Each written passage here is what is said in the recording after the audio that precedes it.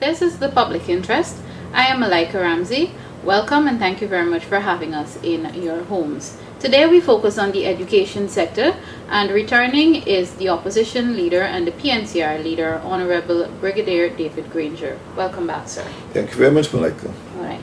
Mr. Granger, you recently addressed graduates of the Cyril Potter College, and one of the things that would have been making the news and the highlight of your presentation or your charge to those students is your continued call and promotion of one laptop per teacher.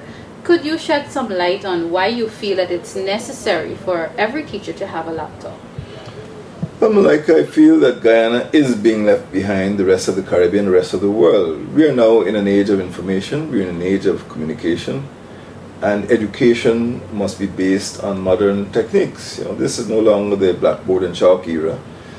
Most students, many teachers themselves, a lot of the population use personal computers. They have access to Facebook or Twitter, email, and we must teach children in the language that they understand, at the speed that they understand. Now, last year when I was on the campaign trail, I did promise teachers one laptop per teacher because I felt it was impossible to have schools countrywide, in Aishalton and Mabaruma and Corriverton, without some efficient means of communication. And when I realized the circumstances and conditions under which teachers, particularly student teachers, were operating at Cyril Potter College of Education, I realized that they were actually being taught in a disadvantageous manner. So I've been around the country, I've been around every single region over the last 2 years, and I've seen the conditions of secondary schools at places like Freed and Hoop. I realized that many of the hinterland secondary schools are without computer laboratories. Many of the hinterland students are without access to the internet.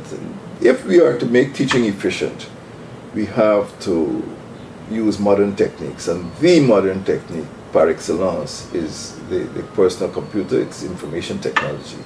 And if we are to develop this country, that is the direction in which we have to go. Okay, looking at it from the political side, are you not afraid that you may be accused, and in some corners of society you've already been accused of just seeking or trying to start a political war, because it's as if David Granger came out with one laptop per teacher after the PPP said one laptop per family?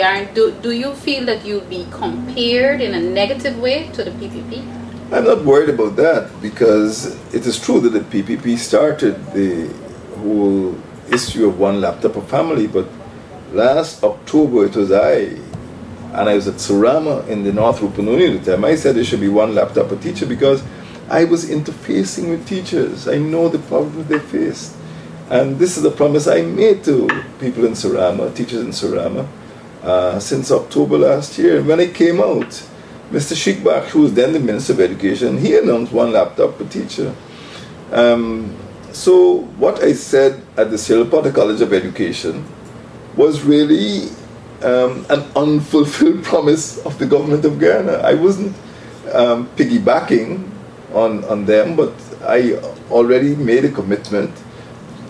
Even if Baksh had said nothing, I do believe that every single teacher in this country, given the state of education in Guyana today, every teacher needs to have a laptop. Whether he buys that laptop or maybe pays for that laptop over the period of his or her tenure as a teacher, I think it is essential that every teacher enters the computer age, enters the information age, enters the communication age. It is an essential element of education. It is no longer optional. It is obligatory that teachers must have computers nowadays. I'm going to come back to education and teachers in the hinterland a bit, but I trust that I'm not. It doesn't come across as though I'm being malicious. But one of the arguments that the opposition and other persons in society would have had when we heard about the PPPC's one laptop per family is that you're providing one laptop per family. Persons, especially single parents, can't afford to send their children to school, can't provide 3 square meals a day, and then there's internet access. what is the benefit or the purpose of a laptop without being able to afford access to the internet? Well, it may come as a surprise to some persons, but free education is still part of the Constitution of Guyana. The Constitution of Guyana guarantees every child free education. Of course, we can't fulfill that, but I have committed myself to guaranteeing free information to every Guyanese, and that information comes from the information superhighway. And I feel, and were I in power, I would ensure that every single school becomes a place where where the students would have internet access. Every place must become a hotspot, and we need to look at education in a different way. These are places of learning. We want children to go to or want to go to school on Saturdays and Sundays, because there you have libraries, there you have computers, there you have laboratories. So it is not an empty boast. I have been in airports in different parts of the world, and you can open your laptop in the airport or any public building, and you can get access to the internet. And I feel that every single school must be able to give the student access to the internet. That is where you get information. You're doing assignments, you're doing homework, you want to find out what is happening in other parts of the world, you want to get news, you go on the internet. And this is something I will give to every single school. And I've seen in Africa, and I'm sure it exists elsewhere, people are now manufacturing very cheap laptops to give to students. Sometimes you see a whole class of Nigerian students at primary level using some form of laptop computer. We are in a completely different age, an age of information technology, an age of education, an age of communication. And I would like to be able to go into any school, going to Queen's College, going to University of Guyana, Sierra Potter College, and as soon as I enter that campus, I can open my laptop and connect to the internet. I really believe that is a right, that's an entitlement. I don't believe that is too far-fetched. Okay. How practical is it without international aid or international assistance? When you see what money is being spent on in Guyana, when you see the amount of waste on some of our roads, and when you see the government of Guyana involving itself in a lot of entertainment, you really wonder, whether they've got their priorities right. I think that given the state of education in Guyana today, it is a priority. The schools need more money. The university needs more money. The Sierra Potter College of Education needs more money in order to move education forward. There's nothing that we can achieve as a nation in terms of hinterland development, in terms of the exploitation of our mineral resources, in terms of the expansion of agricultural production. There's nothing that we can achieve without improving the level of education. And I would, as head of a government, I would, spare no cost to ensure that children are better educated. But to do that, we have to deal with the teacher problem. That is where the problem, it doesn't necessarily reside in the building. This government, the PPP administration, has created a lot of buildings, but the teachers continue to flee because they're too poorly paid. Students continue to flee. Students are getting $7,000 a month stipend, and they just cannot do their assignments with that sort of money. There's a very serious problem in the teaching profession, and the government is closing their eyes to that problem. Let's talk education now in our hinterland communities. This problem is not new. We've heard the stories. We've heard that, of course, teachers are underpaid. The conditions are horrible, not only for teachers, but for students. What really is the solution to help bring the hinterland schools somewhat on par with the schools in Georgetown, even though things are not perfect with the education in Georgetown? What is the solution to bringing the hinterland schools on par with the other parts of the country? The most important consideration has to be providing quality teachers. Okay.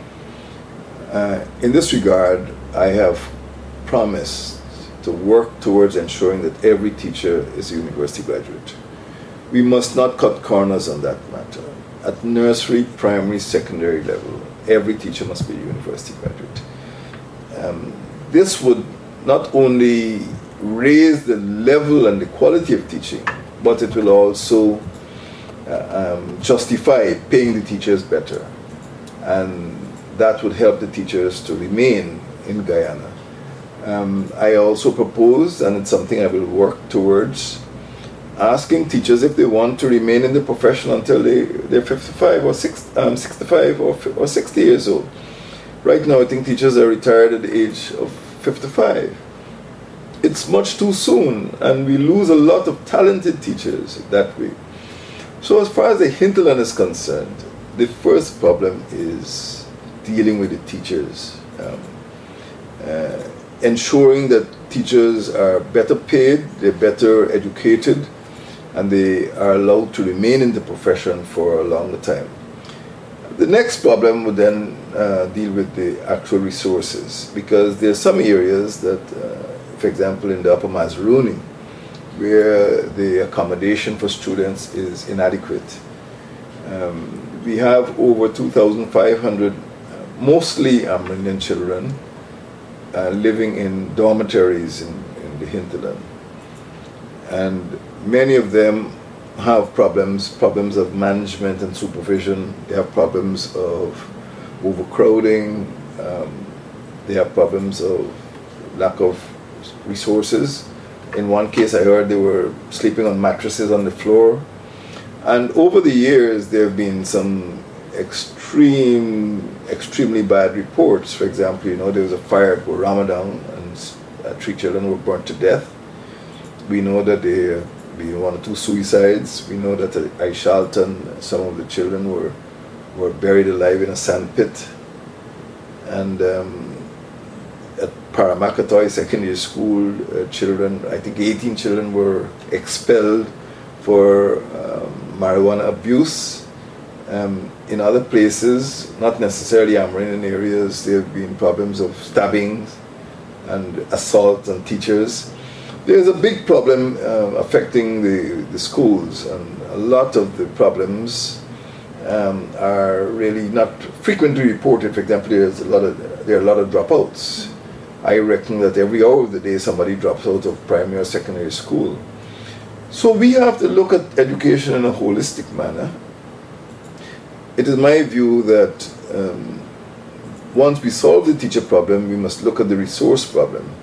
That is, we must give schools proper laboratories, even proper lavatories, because sometimes you go to one of the rural secondary schools and the toilets are a mess, Sometimes there's no running water.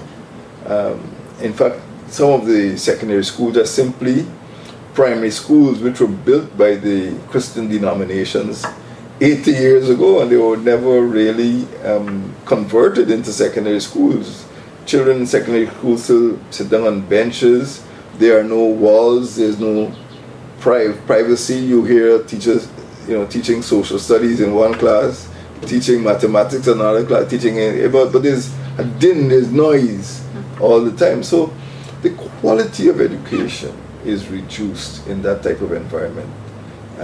Those schools were built like barracks, 80 or 90 years ago, and maybe they were suited to the blackboard and chalk age. Maybe they were suited to just giving children a rough primary education.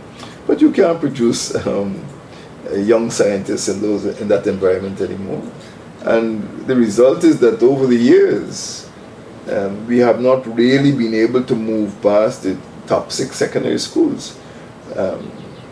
And I think most of the students every year, the National Grade 6 examination, compete to get into those top 6 schools. After that, the secondary schools become progressively less capable of delivering a quality education to the students. And the lower down the ladder you get, the more dropouts you have, and the less likely children are to succeed. What you used to call the community high schools, for example. Many children don't complete their education. those schools. Okay. I want to come back to the teachers. I think the retirement age is 55 years. Are you not afraid that you may be faced with an argument like teaching 20 years ago and teaching today might be different? So to have somebody who's 55 years still in the system go on for another maybe 10, 15 years may somewhat put the students at a disadvantage. Are you not afraid of that? No, I'm not afraid. Every profession has different levels of performance. Before you become a doctor, no matter how good you are at studies, you have to do what they call an internship. Similarly, if you're an engineer or an architect, nobody comes out of architecture school and designs a building. The building's going to collapse, I can tell you that. Engineers, people have to do internships. And similarly, during the course of their professional career, they have to do refresher training, they have to be upgraded, and they have to be retested. And this happens in medicine. Every now and then, people have to do postgraduate work, they have to do advanced courses to bring them abreast with what's taking place in the profession. The same thing happens for teaching. And although a person may qualify, in say, year 2000, every 5 years or so, we expect that teachers will be given an opportunity to do some form of upgrading training to keep them abreast. So I'm not afraid of that. Judges, for example, I think can remain on the bench in Guyana up to about 65 years. And I think in other countries, some judges never retire, unless they become ill and they voluntarily want to leave. But there are countries where people can remain up to 70 or 75. So the question is the quality of refresher training, the quality of advanced or postgraduate training that the professional has. And every profession has means and measures to ensure that the practitioners are upgraded. It should happen in medicine, it should happen in architecture, it should happen in law. And I think the same should be in for teaching. Okay. Every time David Granger gets on a platform or on television and he speaks about the number of school dropouts we have per day, you get some comments from maybe PPP supporters and of course PPP officials who say your numbers are a bit fictitious and how did you come up with these and it's exaggerating, and you hear the rumblings. If you can say exactly how is it that you know that these are the very high number of persons who drop out of school per day? Well, I got my information from the government statistics. The Ministry of Education produces every year what I call a book of horrors, because they explain all of the information. For example, what I said at the Sierra College of Education is largely irrefutable. The number of untrained and unqualified teachers we have, the figures are in the Education Ministry statistics. They're now speaking about moving the percentage towards 70%. What I said to the graduates is that if you had a child and you learned that a pilot was untrained or unqualified, would you allow your child to fly from Georgetown to John F. Kennedy in a plane piloted by an untrained or unqualified pilot? And similarly, if you have a daughter and she had to go undergo some surgical operation, would you allow your daughter to be operated on by a surgeon who was untrained and unqualified? And that is what I said. Would you allow your child to be taught by a teacher who is untrained or unqualified?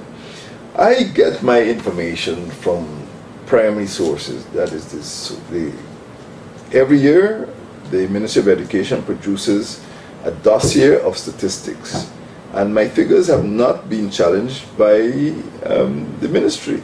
Okay.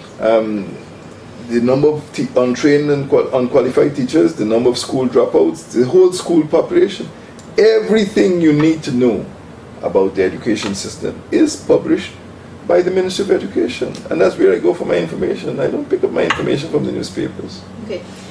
It might have been said that in and I know some persons would have the proof, that in the PNC, if you want to say the Burnham, maybe Hoyt era, our students their education level was of a higher standard compared to that of maybe the Chedi, Jagdeo era, and of course now the Ramatar era. What was done then that is not being done now? Well, there are several factors. It will be very difficult to make that sort of comparison in a few minutes. One is that the quality of teaching was higher because given the economy at that time, teachers were better remunerated. That is very important. And later on there was a brain drain. A lot of people did drift to Belize, Botswana, the Bahamas, Barbados, elsewhere, United States, because of the low salaries. That happened over the years. But in the immediate post-independence period, and for several years thereafter, there were teachers who were very, very committed to the profession. And in fact, I started my remarks at the Cyril Potter College of Education graduation by referring to the person after whom the college was named, Cyril Potter, who taught me at school. And he qualified in Jamaica, Teachers Training College in Jamaica, and he was very dedicated. He's the man who wrote the music for our national anthem. He wrote 3 or 4 or more national songs. That's the quality of person I was speaking about. And he was, of course, in the pre-independence period. But afterwards, we had lots of highly qualified teachers. So I would say the big difference was that you had in Guyana a large number of highly qualified teachers. I think the attitude of the government to the profession was different as well. And there was a better relationship between the government and the GTU, the Guyana Teachers Union, and to teachers generally. In the present situation is almost confrontational in that the government is resisting changes, and much of the information or much of the attitude I was able to grasp came from the students themselves. People have been writing letters over the years about the conditions at Cyril Potter College of Education. And you can see that there is a big problem with the government and the attitude to bringing about changes in the administration and the quality of life at Cyril Potter College of Education. So I don't want necessarily to make comparisons, but I would say that it comes back to teacher quality. The teachers were happier, the teachers were more satisfied, and they weren't under the sort of day-to-day pressure that teachers are under now. But you're quite right, the same thing has happened at the University of Guyana. And there were more top quality lecturers. Over the last 20 years, every single vice chancellor has complained about funding. They've complained about the number of lecturers with first degrees. To lecture at the university, normally the basic qualification is a second degree, a master's degree. And the better qualification, of course, is a doctorate.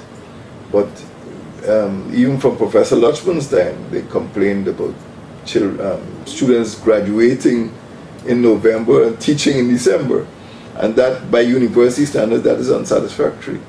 So you're quite right. The perception is that persons who graduated or populated the education system in the 60s or 70s were perhaps at a higher level than they are now. But it is a broad statement, and I think you need to look at causation. You need to look at why those perceptions exist. But I think generally speaking, it is not an unfair statement. Okay. All right, I just want to revisit the hinterland community for a while. Earlier in your comments, you mentioned the fire at Waramadong and the sandpit, the incidents with the children. As far as you know, has there been any measures put in place to prevent such things happening again or to protect our children in the hinterland communities? Because we know security is also lacking in those communities. I cannot say if measures have been put in place, but my impression was that, judging from the letters, and this is sometimes the only way the public can be informed about what happened. Judging from the letters, I feel that the level of supervision per student has to be increased or improved. If you have 80 children living in dorms or 100 children living in dorms, there must be a ratio of staff to students. And sometimes I have heard complaints in the hinterland of ratios of teachers to students being maybe like 100 to 1. It's very difficult for one teacher to control 100 students. I don't know what is happening in the dormitories, but if you have problems like those that I mentioned, or those that you mentioned, you would certainly need to ensure that there is a healthier teacher-student relation. For example, if the ideal is 30, one teacher can supervise 30, let us look at that as a mean. But if that is the standard, you certainly don't want to be having one teacher teaching 120 students. In fact, I recall that over at Bagotville, maybe 2 years ago, there was a protest. And that was one of the complaints, that the teachers had to supervise too many children. There is a problem. Almost every problem in the profession comes back to the teacher. In fact, you should know that the Teaching Service Commission 1 year dismissed over 250 teachers for misconduct. A lot of it is sexual misconduct. And it means that every week the Teaching Service Commission was dismissing 3 teachers. So the training college is almost like on a treadmill. As soon as it could produce teachers, the teachers get, well, not the same teachers necessarily, but they get into trouble for some form of discipline or misconduct, and they have to keep on producing more teachers. So it's almost like emptying a bucket and to fill the bucket, and we have to deal with the teaching problem. And if a Teaching Service Commission in a small society like Guyana has to dismiss 250 teachers a year, and these figures come from the words of the chairperson of the Teaching Service Commission, Ms. Ramson, I think, Ms. Leela Ramson, something's got to be very badly wrong. Something's got to be very badly wrong. And we need to deal with those problems. So almost, as I said, almost every problem in the teaching profession comes down to teacher quality. That's why I spend so much time speaking to the Siripati College of Education, and we have to improve the quality of the teaching there. Okay, and finally, Honorable Opposition Leader, how willing is David Granger and the opposition in general to sit down probably with the Minister of Education, Ms. Priya Manik-Chan, to help make our education sector better? We are always willing, and I would like to iterate that everything I've said, I'm sure the Minister knows. My information comes from statistics within the Ministry of Education. It is not guesswork. So if I say that there are 9,000 dropouts a year, the Minister knows there are 9,000 dropouts a year. If I say there are 2,500 indigenous children in schools and dormitories in the hinterland, that is about it. Maybe the information might not be exactly up to date, but when you look, I might get my information on 2010 or 2011, you will see that it's very close to the figure. So nothing that I've said, either on this program or at any other event, is likely to be inaccurate, and the Minister knows. But we are prepared to sit with the Minister and let the Minister know our views about education. We are committed, totally committed, to ensuring that the standards of education in Guyana improve. And that is what we're not trying to criticize the government for the sake of criticizing the government. We're trying to criticize the government to ensure there is a better education so that all Guyanese can live a good life. Okay. Brigadier, the Honorable Opposition Leader David Granger. Thank you very much, sir. This has been another program of the public interest. Once again, thanks for joining us. I am Malaika Ramsey. Goodbye.